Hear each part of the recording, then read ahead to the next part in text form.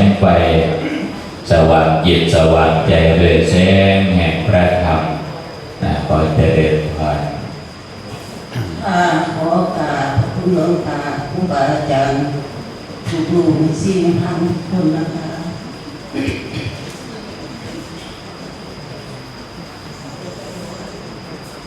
เราจับน้ำกันละนั่นแหละจับน้ำกันจุดตะเทียนเด้อ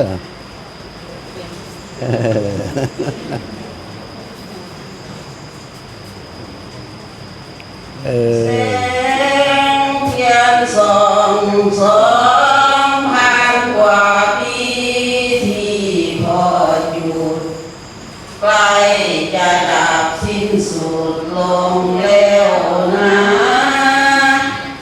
หากว่าเรายังโง่เขาเบาปัญญาอีกไม่ช้ายังคงดับคำพีแสงธรรมส่อง2,000 กว่าปีที่พอหยุด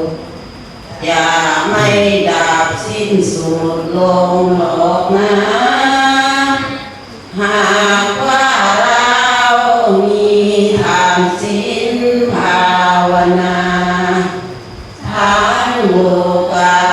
คงแจ่มแจ้งด้วยแสงธรรมแสงธรรมส่อง2,000 กว่าปีคำพีเปิดตื่นเสียเถิดฟังพระธรรมคำสั่งสอนพุทธ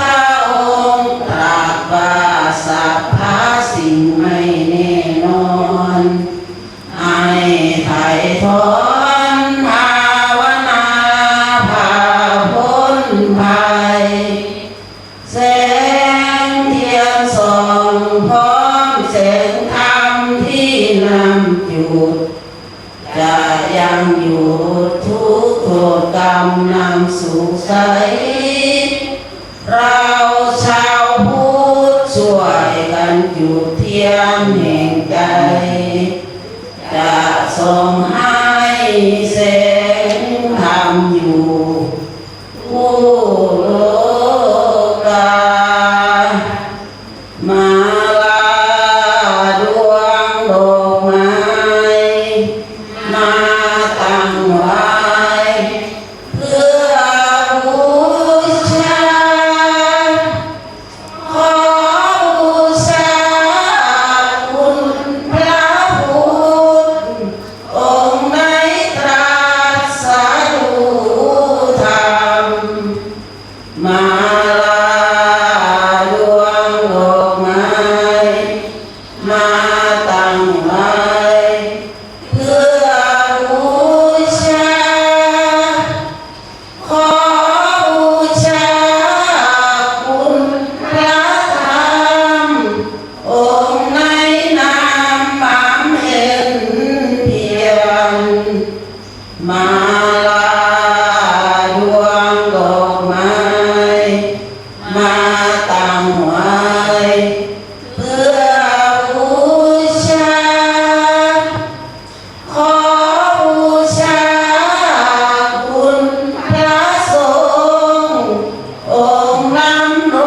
งพระธรรมวินัยดอกไม้ตั้งใส่ขันเรียงเป็นฐานอยู่สอนลอนพวงคาปานกรถวายพรทุกองค์เถิดขอเชิญภิกษุสง